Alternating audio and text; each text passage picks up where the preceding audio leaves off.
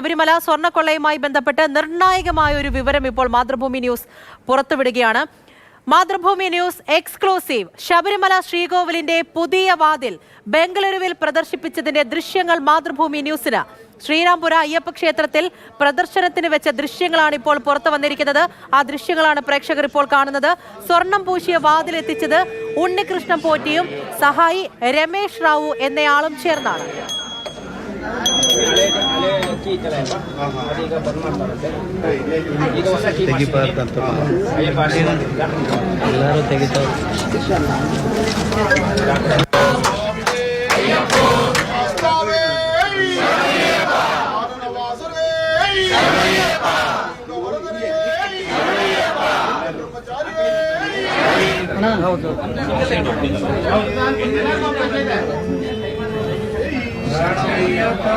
KB. ശ്രീധരനാണ് നമ്മളോടൊപ്പം ചേർന്നത്. Sreedharan, good morning. വളരെ പ്രധാനപ്പെട്ട വിവരം, ആ ദൃശ്യമാണ് മാതൃഭൂമി ന്യൂസ് ഇപ്പോൾ പ്രേക്ഷകർക്ക് മുന്നിലേക്ക് എത്തിക്കുന്നത്. തട്ടിപ്പിന്റെ ഓരോ വശങ്ങൾ ഇങ്ങനെ പുറത്തു വന്നുകൊണ്ടേയിരിക്കുകയാണല്ലേ. എങ്ങനെയാണ് ഇത് ഭക്തിയുടെ മാർക്കറ്റിൽ എത്തിക്കുന്നത് എന്നതിന്റെ ഏറ്റവും പുതിയ വിവരമാണ് നമ്മളിപ്പോൾ പുറത്തുവിടുന്നത്. ഈ ശ്രീരാംപുര ക്ഷേത്രവുമായി ബന്ധപ്പെട്ട് തുടക്കം മുതലേ പറയുന്നതാണ്. അതിൽ സ്ട്രോങ് ആയിട്ടുള്ള ഒരു തെളിവാണ് ഇപ്പോൾ നമ്മൾക്ക് മുന്നിൽ പുറത്തു വന്നിരിക്കുന്നത്. പൂജ, ഗുഡ് മോർണിംഗ്. ഇത് ശബരിമല ക്ഷേത്രത്തിൽ നിലവിൽ ഉള്ള ആ ശ്രീകോവിലിന്റെ നിലവിലുള്ള വാതിലിന്റെ ദൃശ്യങ്ങളാണ്. ഈ വാതിൽ മാറ്റിപ്പണിതത് ശ്രീരാംപുര അയ്യപ്പ ക്ഷേത്രത്തിൽ വെച്ചാണ്.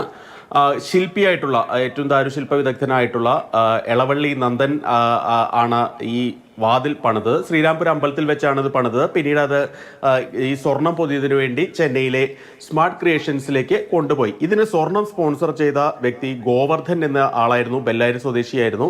അദ്ദേഹത്തിന്റെ വിവരങ്ങൾ നമ്മൾ നേരത്തെ തന്നെ പുറത്തു കൊണ്ടുവരികയും ചെയ്തിരുന്നു. ഏതായാലും ഇതിന്റെ ദൃശ്യങ്ങൾ ആദ്യമായിട്ടാണ് ഇങ്ങനെ പുറത്തു വരുന്നത്. അതായത് ഈ ക്ഷേത്രത്തിൽ വെച്ച് പണിത വാതിൽ ഗോൾഡ് പ്ലേറ്റിങ്ങിനായിട്ട് ചെന്നൈയിലേക്ക് കൊണ്ടുപോയി.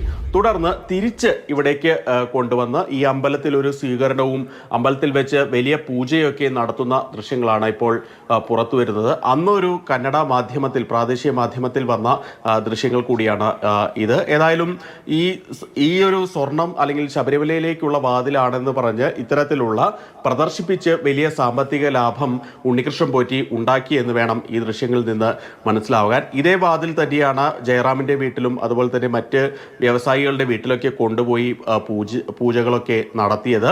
ഏതായാലും അതിൻ്റെ ഒരു തെളിവ് എന്നുള്ള രീതിയിൽ തന്നെയാണ് ഇപ്പോൾ ഈ ദൃശ്യങ്ങൾ പുറത്തു വരുന്നത്. ശ്രീരാംപുര അമ്പലവുമായി ബന്ധപ്പെട്ട് ഉണ്ണികൃഷ്ണൻ പോറ്റി കാര്യമായി പ്രവർത്തിച്ചിരുന്നു. അദ്ദേഹത്തിന് അവിടുത്തെ ശാന്തിയിൽ നിന്ന് മാറ്റപ്പെട്ട ശേഷം പോലും അദ്ദേഹം ആ അമ്പലവുമായി വലിയ തോതിൽ അസോസിയേറ്റ് പ്രവർത്തിച്ചിരുന്നു. ആ ക്ഷേത്രത്തിലെ ശ്രീകോവിൽ പിച്ചള പൊതിഞ്ഞത് ഈ ഉണ്ണികൃഷ്ണൻ പോറ്റിയുടെ നേതൃത്വത്തിലായിരുന്നു. ഉണ്ണികൃഷ്ണൻ പോറ്റിയും അതുപോലെ തന്നെ രമേശ് റാവു, അനന്ത സുബ്രഹ്മണ്യൻ ഇങ്ങനെയുള്ള 3 പേർ ചേർന്നായിരുന്നു ആ ശ്രീരാംപുര ക്ഷേത്രത്തിലെ ശ്രീകോവിൽ പിച്ചള പൊതിഞ്ഞത്. ഏതായാലും അതേ ക്ഷേത്രത്തിൽ വെച്ച് തന്നെയാണ് ഇത്തരത്തിൽ ഈ വാതിൽ സ്വർണം പൊതിഞ്ഞ് സമർപ്പിക്കുന്ന അല്ലെങ്കിൽ ആ ശബരിമലയിലേക്ക് കൊണ്ടുപോകുന്ന വഴിയിൽ അവിടെ വെച്ച് വലിയ പൂജകൾ നടത്തി അവിടെ പ്രദർശിപ്പിച്ചു. ഇങ്ങനെ സാമ്പത്തിക ലാഭം ഇയാൾ ബംഗളൂരു കേന്ദ്രീകരിച്ച് എന്തെല്ലാം കാര്യങ്ങൾ ഇതിനുള്ളിൽ നടന്നിട്ടുണ്ട് എന്നത് സംബന്ധിച്ചുള്ള കൂടുതൽ വിവരങ്ങൾ ഇങ്ങനെ പുറത്തു വരികയാണല്ലേ. ഒന്ന്, ഈ വാതിൽ നിർമ്മിച്ചത് അവിടെ വെച്ചാണ്, അവിടെ പ്രദർശിപ്പിച്ചിട്ടുണ്ടായിരുന്നു. ഈ രമേശ് റാവു, അയാൾ ഇതിൽ വരുന്നു. അയാളുമായി ബന്ധപ്പെട്ട് ഏറ്റവും പുതിയതായിട്ട് കൂടുതൽ കിട്ടുന്ന വിവരങ്ങൾ എന്തൊക്കെയാണ്? അപ്പോൾ ഇങ്ങനെ ഓരോ കാര്യങ്ങളും ഭക്തിയുടെ മാർക്കറ്റിൽ പലയിടത്തും ഇങ്ങനെ കൊണ്ടു ചെന്നിട്ടുണ്ട്, പ്രദർശിപ്പിച്ചിട്ടുണ്ട്. അതിൽ നിന്നാണ് പിന്നെ പല പടികളായിട്ട് ഇങ്ങനെ തട്ടിപ്പ് കൂടി വന്നതല്ലേ? തീർച്ചയായിട്ടും ഇതിന് 2019 ഈ വാതിൽ അവിടെ നിർമ്മിക്കുന്നത്. ഏതായാലും ഇതിന് ശേഷം അന്ന് ഇതിന് സ്പോൺസർ ചെയ്തിരുന്ന ആൾ ഗോവർദ്ധൻ എന്ന് പറയുന്ന വ്യക്തിയാണ്. അദ്ദേഹത്തെ നമ്മൾ നേരിൽ സംസാരിക്കുകയും അദ്ദേഹത്തിന്റെ വാർത്ത റോദ്ദാം ജ്വല്ലേഴ്സ് ഇതിൽ എങ്ങനെ ബന്ധപ്പെട്ട് കിടക്കുന്നത് സംബന്ധിച്ച വാർത്ത മാതൃഭൂമി ന്യൂസ് തന്നെയാണ് പ്രേക്ഷകർക്ക് മുൻപിൽ കൊണ്ടുവന്നത്.